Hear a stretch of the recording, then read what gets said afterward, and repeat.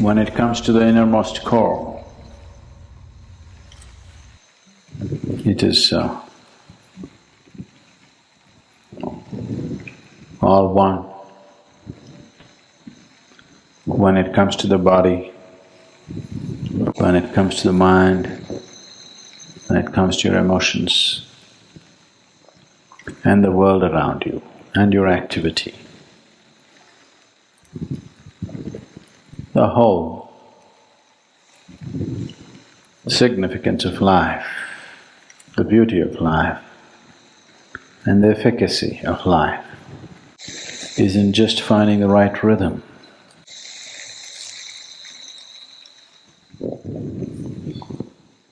What is your rhythm?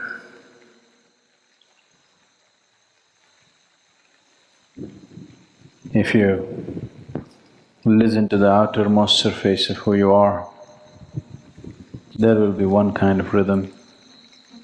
If you delve a little deeper, there will be another kind of rhythm. There is a very surface rhythm which will find expression in very fundamental needs and compulsions of who you are. If you watch yourself a little more closely, you will see there is a psychological rhythm which need not necessarily match with the needs and compulsions which drive you on a daily basis. If you watch with little more sensitivity, you would notice an emotional rhythm which is of a completely different nature than your psychological rhythm. If you watch much more keenly, you may notice a certain chemical rhythm which could be more connected to our emotional cycles than anything else. If you watch with much more awareness, you may notice a certain energy rhythm which will not have anything to do with any of these things, but it causes everything else. But if you look deep enough, there is no rhythm, it's utter stillness. There is nothing to do about one stillness, just to take a dip is all you can do. But all the other realms need to be worked at. Your energies, your chemistry, your emotion, your thought, your body, your desire and the karmic rhythms, these things need to be worked at, otherwise you will be just a repetition of the past. If you get into a certain rhythm which is compulsive within you, you will be just a repetition of the past over and over again. Nothing new will ever touch you.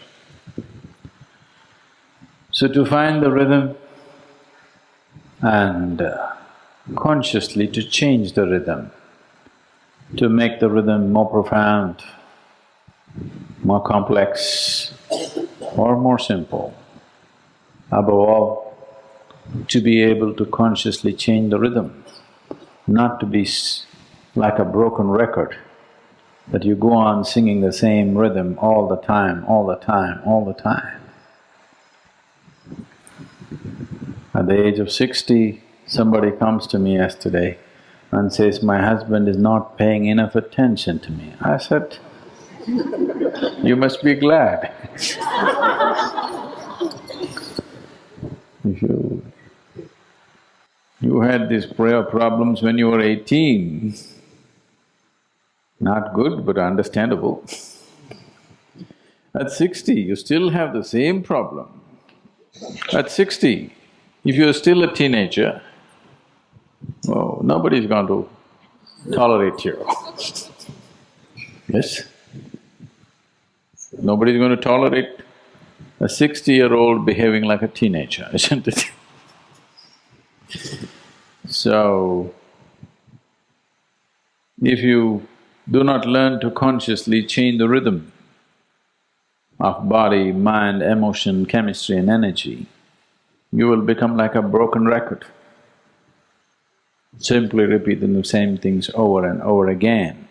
The easiest way or the simplest way to break the rhythms which are compulsive within you is to start doing things that you don't like. You would like to start the morning with a chocolate, but here you start with a neem ball. Just what you don't like.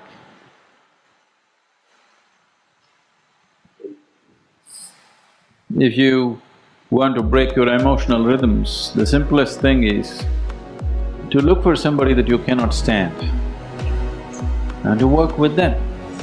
Choose them as your partner to work with, somebody you just can't stand. These are simplest tools, may be drastic, but if you don't want to waste time in your life, that's the way to go. To just get up in the morning and do what you don't like. And after some time, you will see your likes and dislikes are essentially your making. They are not some God-given laws as to what you should like and what you should dislike. It's got nothing to do with the object of your like or the object of your dislike. It is just your compulsiveness which draws you to certain things and repels you from certain other things.